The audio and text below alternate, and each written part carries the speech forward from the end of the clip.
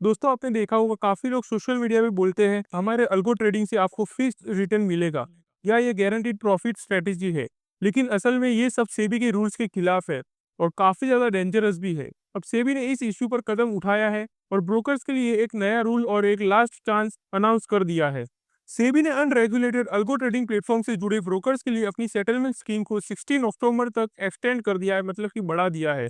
मतलब जिन ब्रोकर्स के against case चल रहे हैं वो अब इस स्कीम के थ्रू सेबी के साथ अपने मैटर को सेटल कर सकते हैं।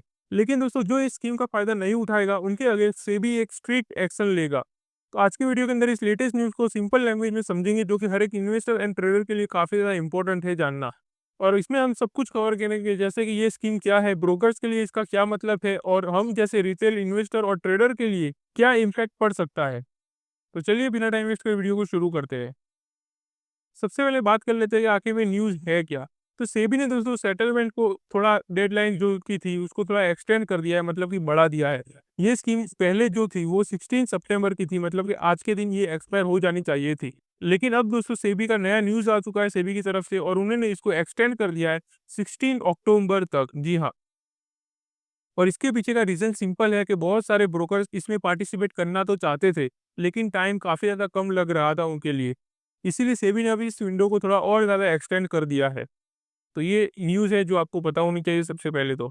अब बात करते हैं कि सेटलमेंट स्कीम आखिर में होती क्या है?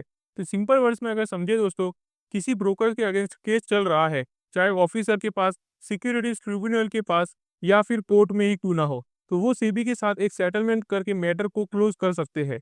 मतलब लंबे कोर्ट केस में फँसने के बजाय एक स्ट्रक्चर्ड फाइन या कंडीशन के साथ मैटर खत्म हो जाता है, अगर ब्रोकर ये चीज़ फॉलो करे जो सेबी बोल रहा है। और दोस्तों सेबी ने क्लियर बोल भी दिया है, जो ब्रोकर सेटलमेंट में नहीं आएँगे, उन पे स्ट्रिक्ट एक्शन भी लिया जाएगा जब ये डेडलाइन खत्म हो जाएगी। अब बात करते हैं कि सेबी इतना ज़्यादा स्ट्रिक्ट क्यों हो रहा है? तो आपको बता दूं दोस्तों कि लास्ट ईयर भी सेबी ने करीबन 110 ब्रोकर्स को नोटिस भेजा था।